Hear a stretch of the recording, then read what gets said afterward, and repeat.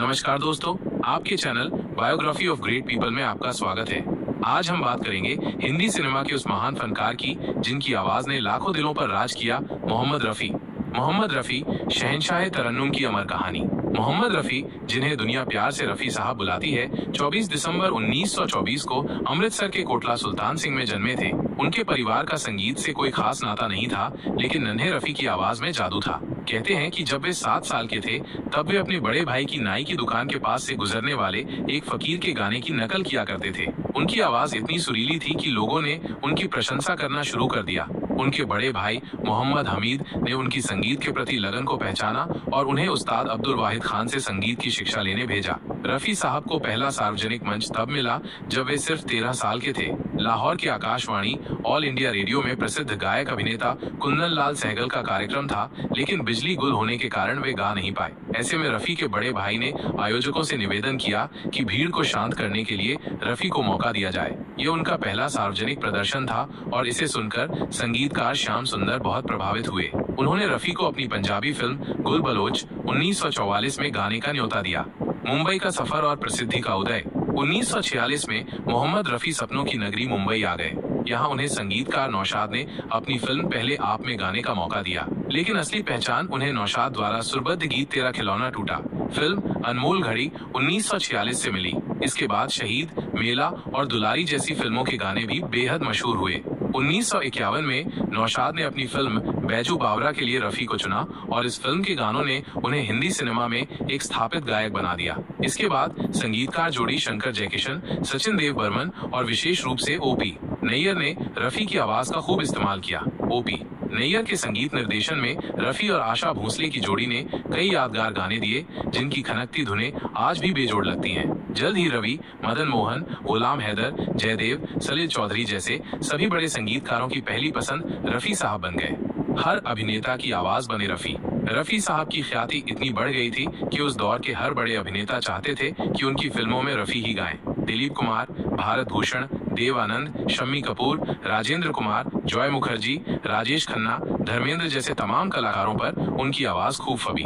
शम्मी कपूर तो रफी की आवाज से इतने प्रभावित थे कि उन्होंने अपनी हर फिल्म में रफी का ही इस्तेमाल किया। चाहे कोई मुझे जंगली कहे, जंगली, एहसान तेरा होगा मुझ पर, जंगली, ये चांद सा रोशन चेहरा, कश्मीर की कली जैसे गीत शम्मी कपूर पर फिल्माए गए रफी के सबसे लोकप्रिय गानों में से हैं। राजेंद्र कुमार, दिलीप कुमार और धर्मेंद्र तो अक्सर इस बात पर अड़ जाते थे कि उनके लिए रफी के अलावा कोई और गायक नहीं गाएगा। पुरस्कारों से सजा, गायन सफर। 1950 और 60 के दशक में रफी साहब ने कई अविस्मरणीय गीत दिए। 1960 में फिल्म 14वीं का चांद के शीर्षक गीत के लिए उन्हें अपना पहला फिल्म फेयर पुरस्कार मिला।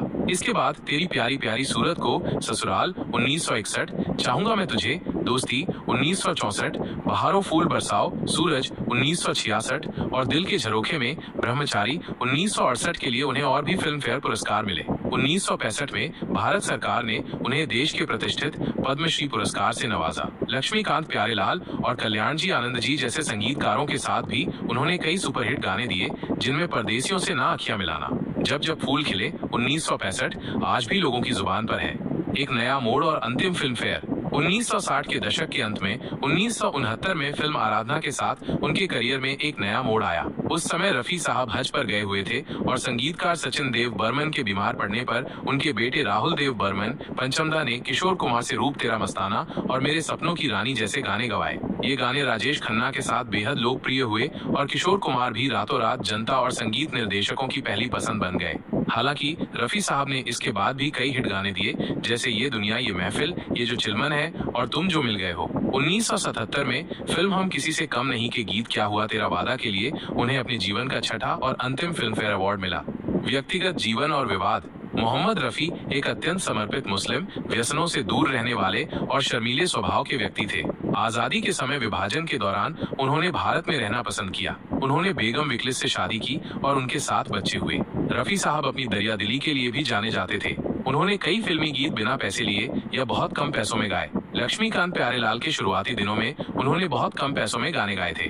रॉयल्टी को लेकर लता मंगेशकर के साथ उनका एक प्रसिद्ध विवाद भी उनकी दरियादिली का ही सूचक था।